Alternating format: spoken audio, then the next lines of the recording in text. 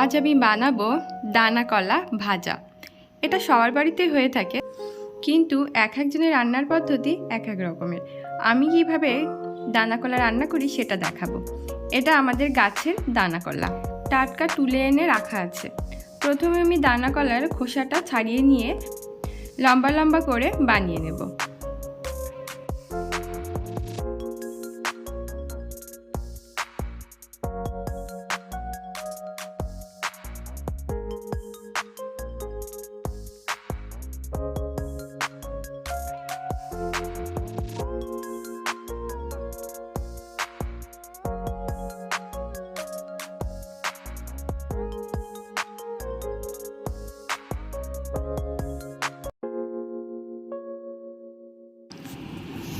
এইভাবে সব কলা বানিয়ে নিচ্ছি।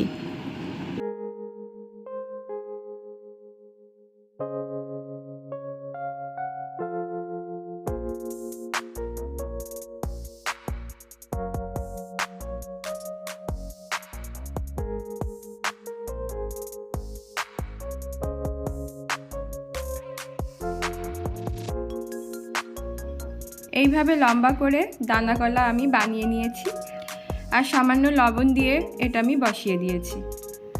অল্প ভাপ দিয়ে এটা আমি নামিয়ে দেব। ঢাকনা দিয়ে দিলাম। 1 থেকে 2 মিনিট পর ঢাকনা খুলে নিচ্ছি। এটা বেশিক্ষণ সিদ্ধ করা যাবে না, সামান্য ভাপ দিয়ে এটা নামিয়ে দিতে হবে। এটা আমি নামিয়ে দিয়েছি, জল ভালোভাবে ঝরিয়ে নিয়েছি। বেশি সিদ্ধ হয়ে গেলে কলা ভাজার সময় ভেঙে যাবে। কড়াইয়ে সাদা তেল বসিয়ে দিয়েছি। এর মধ্যে দিয়ে দিচ্ছি 2টো শুকনো লঙ্কা, 2 ভাগ করে দিয়ে দিয়েছি। এবার এর মধ্যে আমি দানা কলা দিয়ে দিলাম। এটা রান্না করতে বেশিক্ষণ সময় লাগে না, খুব তাড়াতাড়ি এটা রান্না হয়ে যায়, আর খেতেও খুব ভালো লাগে। এবার এটা একটু আমি নাড়াচাড়া করে দিচ্ছি।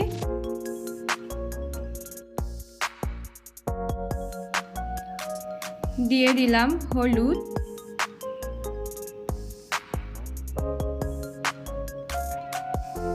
পরিমাণ মতো লবণ। যেহেতু এটা লবণ দিয়ে সিদ্ধ করা আছে, তাই অল্প পরিমাণে লবণ দিতে হবে। আস্তে আস্তে নেড়ে দিচ্ছি, না হলে এটা ভেঙে যাবে। গ্যাসের ফ্লেমটা হাইতে রেখে এটা ভেজে নিতে হবে।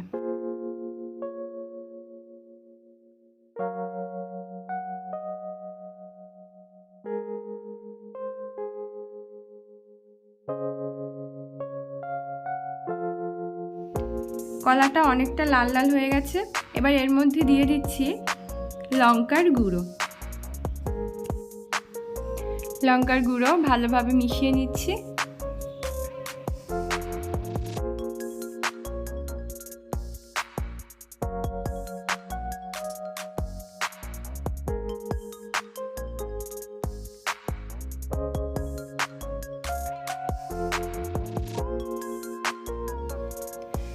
কলা ভালোভাবে ভাজা হয়ে গেছে।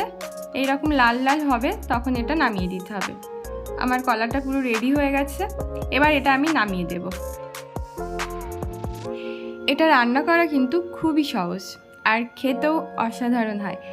ডাল ভাত আর কলা ভাজা খুবই ভালো লাগে খেতে। আপনারা অবশ্যই এটা একবার বাড়িতে ট্রাই করে দেখবেন, আর কেমন হয়েছে কমেন্টে জানাবেন। হরে কৃষ্ণ।